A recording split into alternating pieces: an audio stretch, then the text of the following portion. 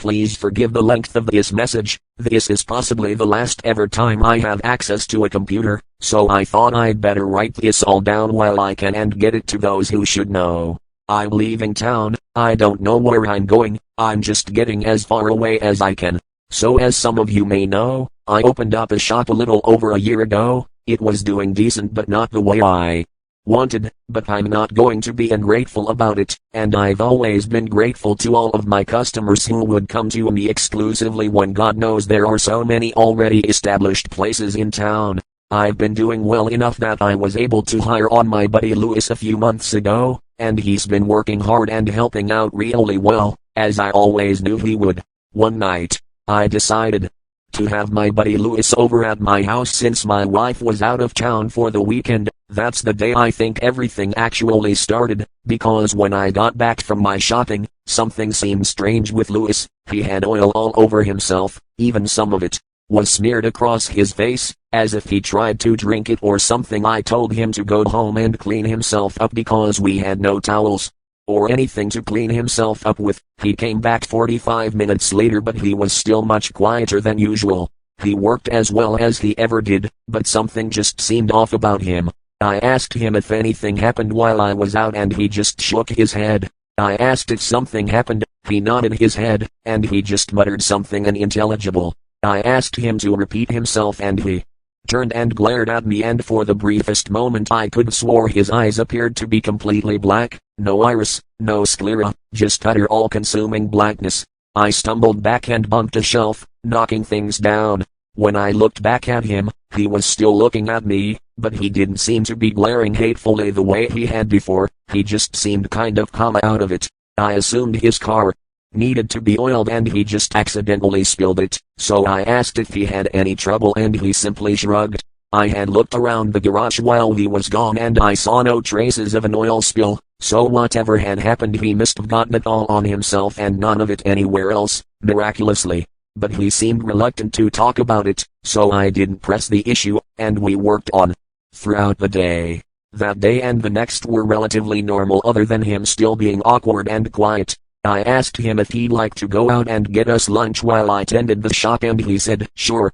When he came back, I was busy doing paperwork, so he put the food on the counter in the office to wait for me and he went ahead and ate. I finished up with that customer. We'd have to keep her car overnight to figure out just why it kept dying on her, so I asked Neil to give her a ride home and then I went to grab my food. He'd brought me some Chinese food and an iced tea, so I opened the soy sauce packets to pour some over my food when I noticed the strangest thing. It was as if the soy sauce was a living thing somehow, spreading out like dozens of squirming inky black maggots when it fell into the fried rice and burying itself inside. I took the fork and started to scoop out the rice to look deeper inside, and small smoky tendrils would rise from the rice occasionally and dissipate.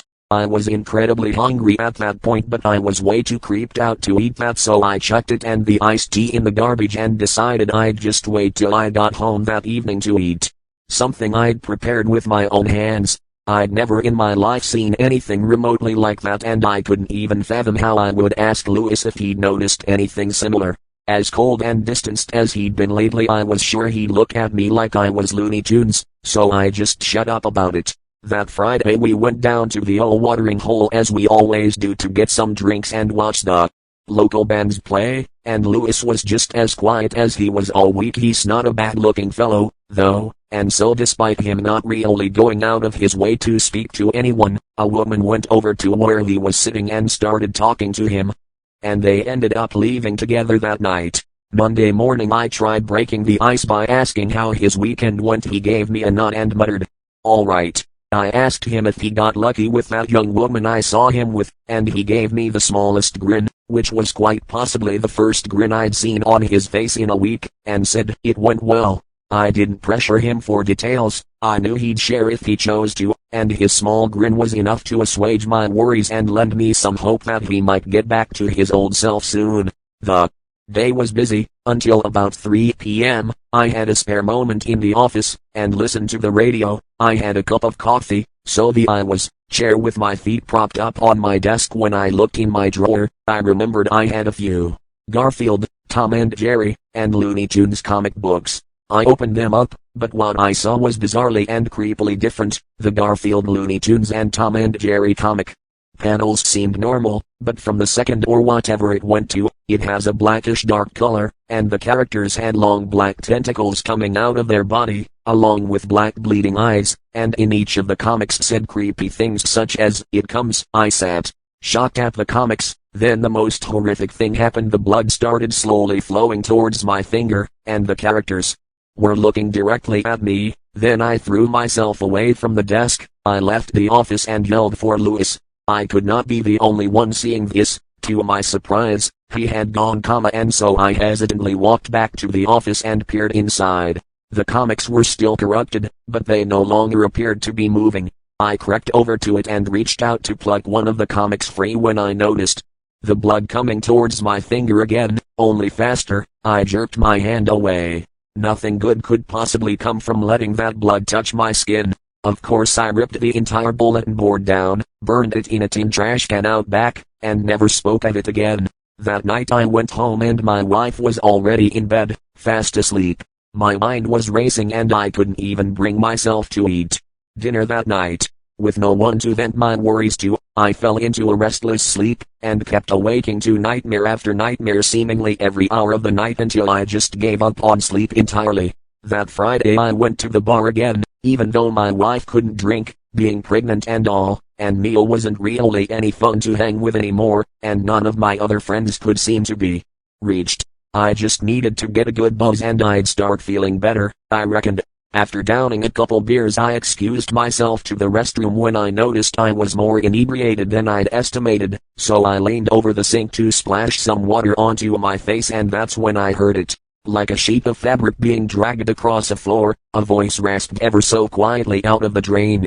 It sounded like a prolonged exhale for the longest time until I finally recognized words hidden amongst all those vowels. Double quoted comes. Cracks appeared in the porcelain, snaking out from the ring around the drain.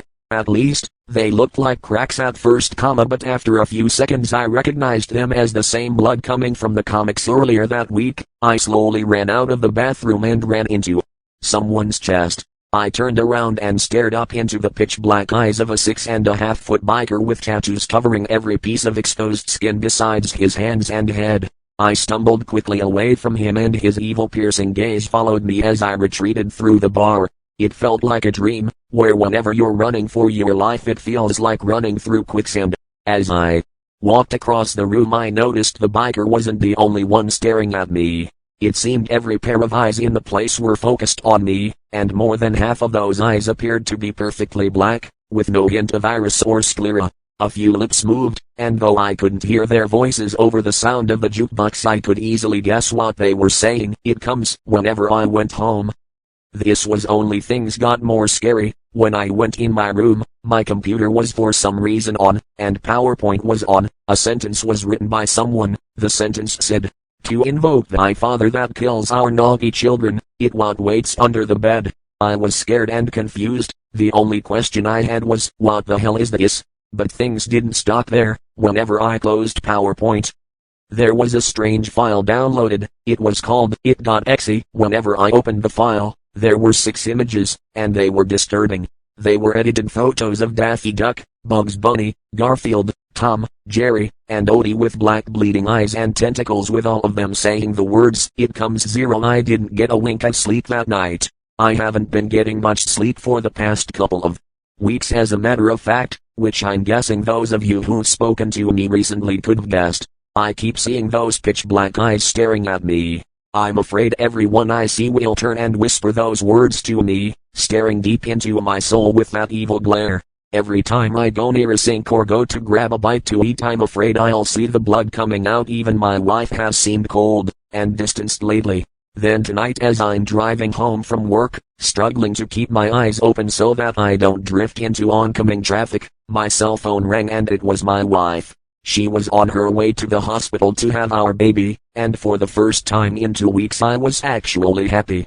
She was in the labor room strapped to a monitor when I got there, watching for her contractions. She barely noticed when I walked in, but didn't seem startled when I sat down beside her and took her hand in mine. I tried talking to her, but she was unresponsive, and I was so tired I didn't even realize I had started to drift off to sleep until the nurses came in and started moving her to the delivery room about a half hour later. I put on my scrubs and a hairnet and went in with her to hold her hand and coach her through like they'd trained us in Lamaze. When she started cursing and screaming, I was prepared for that, as well as her ever-tightening grip on my hand, but when I saw the movement in her tummy my mind started to reel. The doctor said the baby was crowning and told her to push. I echoed his orders and she screamed at me with a voice I couldn't begin to describe. When I looked down at her she was staring up at me with those same eyes I'd seen on the biker, the same eyes I thought I'd seen on Lewis weeks before. I tried to jerk my hand away but she maintained her grip. Black tar like blood splashed the front of the doctor's scrubs, but he seemed to pay no heed. When I looked at her tummy again, black veins seemed to stand out beneath her skin, pulsating. She continued to stare at me, and she was no longer screaming, just grinning, those obsidian eyes boring into me. To invoke thy father that kills our naughty children, it what waits under the bed, she says. Then the doctor says, it what waits under the bed, in a palace of tortured fire, served by legions forged from the tears of the sleepless dead. He stared down at the child, my child, lying silently, cradled in his blood-stained hands.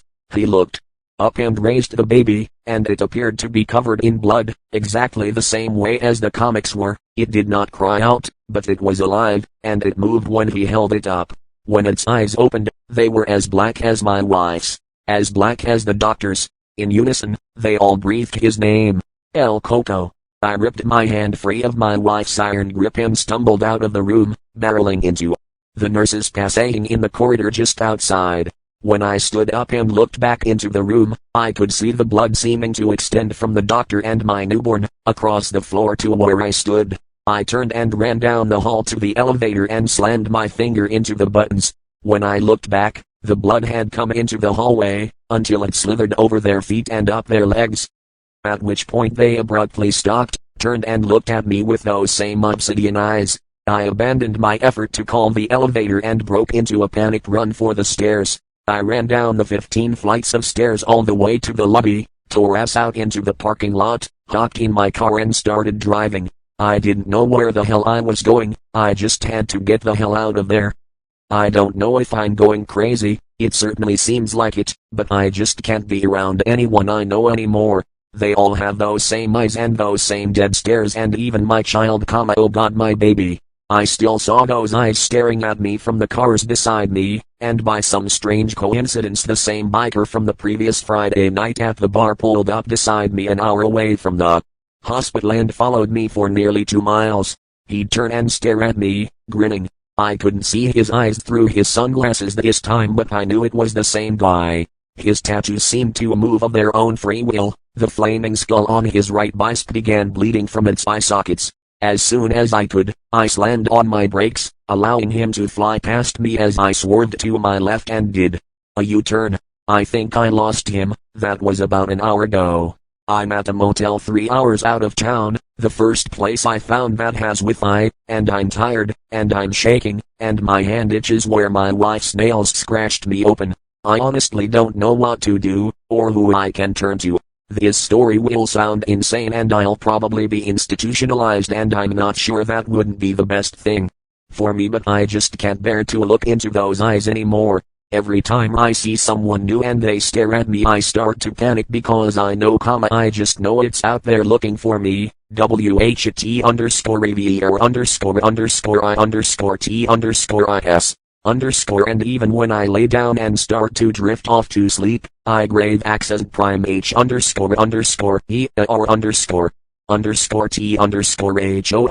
T_HO_SE prime W_O tilde prime R DS prime.